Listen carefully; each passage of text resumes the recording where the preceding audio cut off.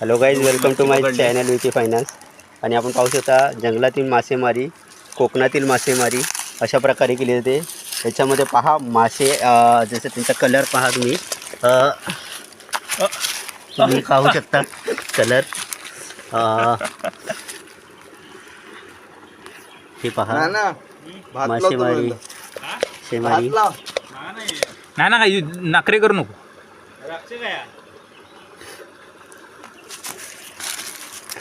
पण पाहू शकता हे मासे एकदम क्लिअर होत आहे तुम्हाला.